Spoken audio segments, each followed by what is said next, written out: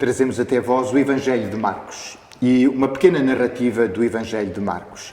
Um momento importante da vida de Jesus, sobre o qual refletiremos brevemente. Mas, antes disso, vamos escutar a passagem. E partindo dali, chegou à sua pátria e os seus discípulos o seguiram. E chegando o sábado, começou a ensinar na sinagoga, e muitos, ouvindo-o, se admiravam, dizendo: De onde lhe vêm estas coisas? E que sabedoria é esta que foi dada? E como se fazem tais maravilhas por suas mãos? Não é este o carpinteiro, filho de Maria, irmão de Tiago e de José e de Judas e de Simão? E não estão aqui conosco suas irmãs? E escandalizavam-se nele. E Jesus lhes dizia: Não há profeta sem honra senão na sua pátria, entre os seus parentes e na sua casa. E não podia fazer ali obras maravilhosas. Somente curou alguns poucos enfermos, impondo-lhes as mãos. E estava admirado da incredulidade deles, e percorreu as aldeias vizinhas ensinando. Chamou a si os 12 e começou a enviá-los 2 a 2, e deu-lhes poder sobre os espíritos imundos. E ordenou-lhes que nada tomassem para o caminho senão somente um bordão, nem alforjes, nem pão, nem dinheiro no cinto, mas que calçassem alparcas e não se vestissem de 2 túnicas. E dizia-lhes: Na casa em que entrardes, ficai nela, até partirdes dali. E quando alguns vos não receberem, nem vos ouvirem, saindo dali, sacudi o pó que estiver debaixo dos pés, em testemunho contra eles. Em verdade vos digo que haverá mais tolerância no dia do juízo para Sodoma e Gomorra do que para os daquela cidade. E saindo, eles pregavam que se arrependessem e expulsavam muitos demónios e ungiam muitos enfermos com óleo e os curavam.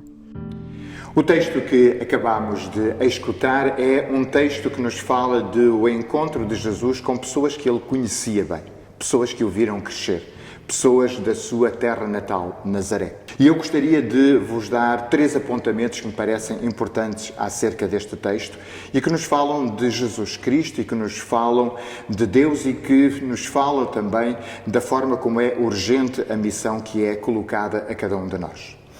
O primeiro aspecto tem a ver com esse choque entre a cultura messiânica do tempo e o Messias tal qual Jesus se apresenta. Claramente Jesus fala com autoridade, o texto diz, mas essa autoridade é motivo de escândalo. E é motivo de escândalo por uma razão muito simples.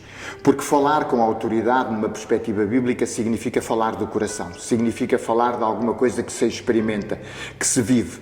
E Jesus está a falar, obviamente, a partir de uma íntima relação com o Pai.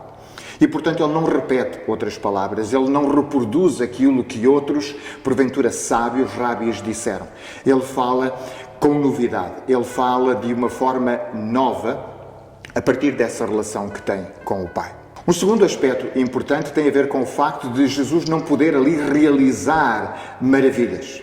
É extremamente interessante essa nota no texto, porque no fundo nos fala de um Deus que em Jesus Cristo não se impõe. Ele não força absolutamente ninguém. Aliás, lembro-me de um texto do Apocalipse onde diz: Eis que estou à porta e bato. Se alguém abrir a porta, é necessário que alguém abra a porta. Se a porta for aberta, ele entrará e sentará connosco à mesa e ceará connosco.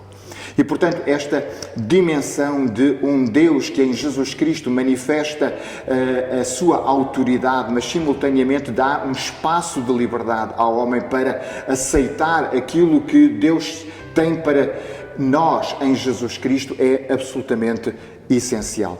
E, finalmente, um último aspecto deste texto tem a ver com a linguagem final deste texto, que, de alguma forma, contrasta com a linguagem do amor que Jesus Cristo manifesta em muitos momentos, quando ele diz: amai os vossos inimigos, quando ele diz: perdoai 70 vezes 7.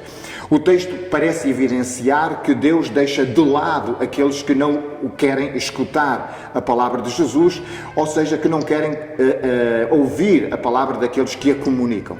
Ora, esta forma de falar um pouco radical, esta dimensão um pouco radical do texto, ela revela, em termos da cultura judaica, aquilo que é a urgência e a urgência da comunicação da palavra, a urgência da missão que é colocada a cada igreja, a cada discípula de Jesus. Portanto, o texto é um texto que nos ajuda a compreender um pouco acerca da autoridade de Jesus, que nos ajuda a compreender a dimensão messiânica de Jesus, que nos fala de um Deus que respeita a liberdade com a qual nos criou, mas simultaneamente nos chama a um compromisso que tem a ver com a proclamação desta boa nova que urge levar a todas as pessoas.